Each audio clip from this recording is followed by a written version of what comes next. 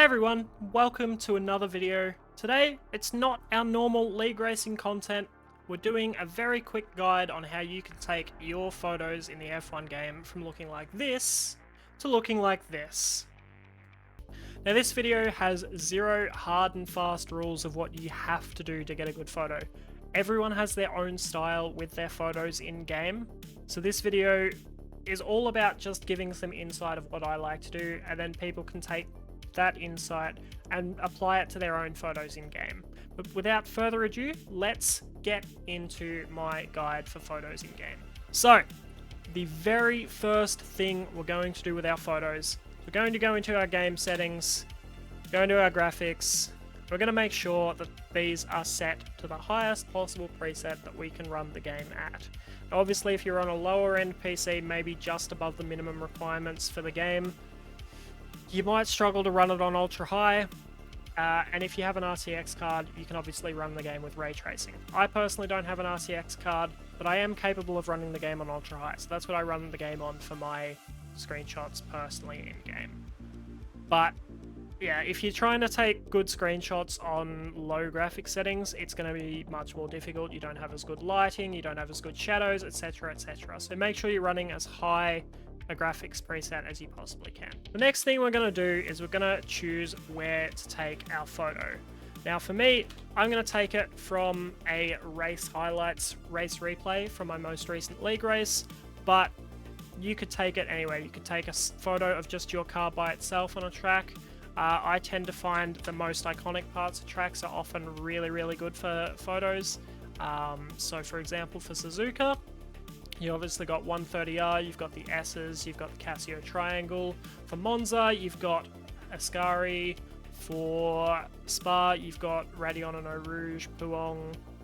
Many different corners that are all really good for really good photos. Overtaking zones are always a very good option for photos as well. Obviously, overtakes make great photos. So for example, for France, you've got turns 1 and 2, you've got the chicane in the middle of the back straight.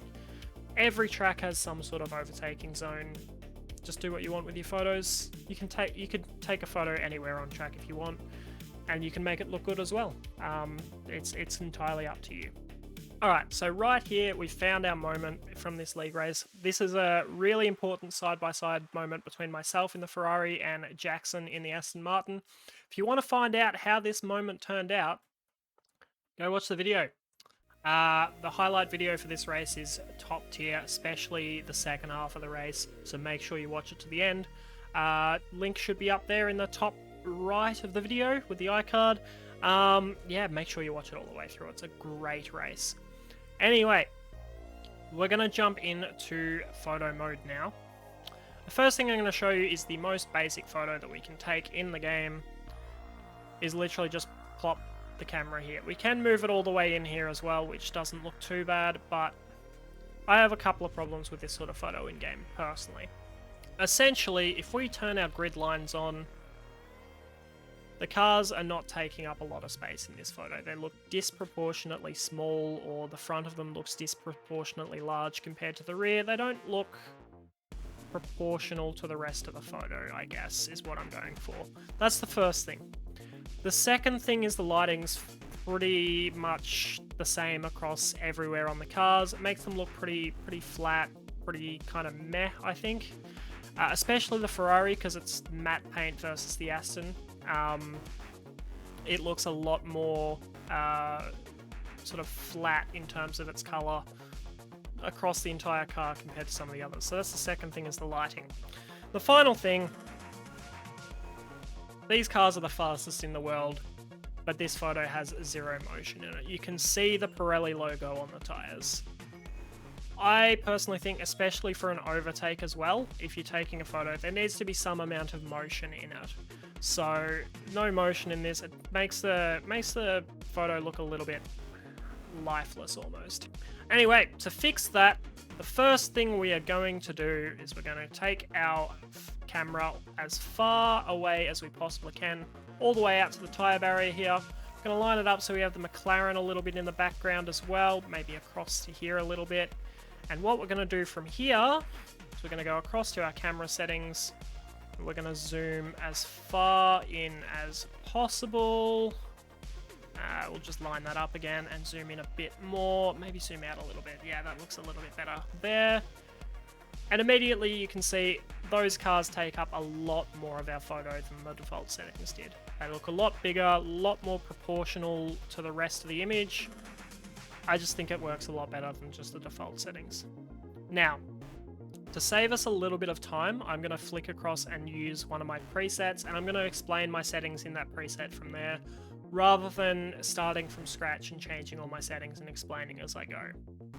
Now, massive thing to do once you've found the settings that you like for your own style of photos, make sure you save it as a preset. It's far easier to adjust small things for a photo than going through and trying to find specific things that you like for every different photo that you take. So make sure that when you find a style that you like, you save that as a preset. Anyway, this is my preset that I use. You can see immediately there's a lot more color in this. A little bit more lighting in this as well, I think. So we're going to have a look. We're going to flick across to effects. The color grade that I use is Early Bird. Once again, this is completely down to your own personal preference. I just feel like it brightens the colors up a bit more, but not sort of in an overpowered way. The rest of this is pretty standard. My brightness, I'm pretty sure, is on default at 0. Saturation to 1.05, contrast to 1.4, bloom to 0.45, lens flares turned on. Now if we jump across to our camera settings now, I have my target driver as myself for this one, and my camera roll by default in this preset is set to 4. What I'm going to do for this photo though is I'm going to adjust it into the negatives so that we have our cars sort of pointing upwards as though they're climbing upwards. I sort of prefer that for the photos that I take in game, to have the cars look as though they're sort of trying to climb upwards a little bit. I just think that adds a little bit to the cars, personally. My exposure I have set to 1.9, and then with my focus, I always have the center of focus on the tyre closest to the camera. In this case, that's the front left tyre of Jackson's Aston Martin here. From there, especially for overtakes between two cars, if I have another car in the background, I don't try and hide it out of the camera view. Instead, you can see we have our focus or f-stop setting here. Now if I increase that to 10, you can see the McLaren behind comes fully into focus in the image. What I like to do is decrease this until the McLaren is out of focus, but still visible in the image. I feel like that just adds some depth to the image, rather than just trying to hide that car out of the image entirely. Next thing we make sure we have is our shutter speed. Now, what we had before with the default settings was set to 8000. You can see there's 0 movement in this image. You can see the Pirelli logo. There's no motion blur in the background. It looks pretty... It doesn't look like the cars are alive, essentially. So what I tend to do is minimum, I have it on the 250 setting. Occasionally, if it's a slower corner, I'll chuck it down to 125. I very rarely use the 60 setting. I feel like that often distorts the cars too much. Once again, it's personal preference, it's up to you. The other thing you can do if you want, you can have that as static so that the motion is on the cars rather than the background. But generally I prefer to have the background moving. I feel like that looks a little bit better. The next thing we do is we flick over to environment, and here is where we get all our lighting angles by messing around with the time of day. Now, lighting can be a bit tricky depending on the track. For France, I find it to be much easier just with the orientation of the track in terms of where the sun rises and sets. Just the lighting angles I find a little bit more easier. Suzuka I find more difficult. It is possible. I'll chuck an image on screen of a really good photo I got with quite good lighting going through the Casio triangle, but I find it to be a bit more difficult. Anyway, for most of my photos, I go with either early morning or late afternoon. That's how we get our lower angle of the sun, get a bit better reflections on the car. So for this one, we're going to go for late afternoon. We're going to go for a bit past 4 PM. You can see that gives us a nice bit of shadow in the background. And we also have a nice little glint coming off the front right tyre of the Ferrari and the Aston has some nice little lighting patterns coming off its bodywork as well. I feel like that's quite a good time of day for this image. If we go any darker, I feel like that's just a bit too much shadow over the cars, and if we go the opposite direction, you can see there's less texture to the cars, I feel, with this lighting. The Aston does look quite a bit nicer, but we've got no glint coming off the tyres on this one. That's my personal preference. Once again, you might prefer the early morning, you might prefer the midday lighting as well, with that glint coming off the rear wing of the Aston. But I think personally, for this one, we're going to go roughly about 4:30ish in the afternoon for this one. And then the final thing with your logo, you can put it anywhere. For me, I tend to put it at the bottom of the image. It's just a bit easier to crop out for thumbnails there. But for you, if you're not making thumbnails or if you're just taking photos for your own enjoyment, you can put it wherever you want. But that right there is our photo for daytime racing.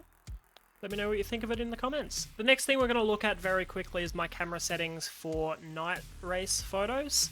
A lot of the stuff stays the same, but there are a couple of very important differences that sort of make the photos pop a little bit better at night. Anyway, this is our moment that we've chosen. We've gone for an overtake on the McLaren at Bahrain on the exit of turn 1. We've got 3 cars quite close together, so for this one we're going to have a look from the rear of the cars. Now, this is your default camera angle that you could go for, or this one you can you can see the Williams there, but same as before, the cars seem like they take up quite a small amount of space here. So we're going to go same as before all the way back here, and because we already know that my presets zoom in, we're just going to go straight to the preset part. So this is my night preset. Now the main differences here, we're still on the early bird color grade. Our brightness is still 0, but our saturation is increased to 1.7. My contrast is my contrast is increased to 2, and my bloom is increased to 0.7. Now, some other changes we have is our exposure is increased to 3.7. Obviously, nighttime you have less natural light, so you have to increase the exposure to brighten up the image. And that's about all the changes. Our shutter speed's the same, motion blur and everything is all the same. We'll move our focus point back to that tyre because that's the closest one to the camera. That's about it. The other thing I tend to like doing as well is I generally prefer the soft compound tyres for night race photos. I feel like they just look a little bit nicer. I feel like medium tyres are just a little too bright for a night race photo. The softs just look a little bit nicer. Like, once again, personal preference. Yeah. And that right there is our photo for a night race. Obviously, I could do a little bit more with camera positioning and whatever, but yeah, let me know what you think of that one in the comments as well. Anyway, that's the end of my guide for photo mode on the F1 game. If you want to see more, I might do a wet race photo guide in the future. I sort of don't enjoy taking photos for wet races quite as much, but if you want to see that, I can give it a go. We'll see how we go. I would love to see what everyone does with their photos in the game after seeing the video. So if you want to share your photos, chuck them on Twitter at me. I'll have my Twitter down in the description. I'd love to see it. But thank you all so much for watching. If you enjoyed, like, subscribe, comment, all that fun stuff. And I hope to see you all for another video.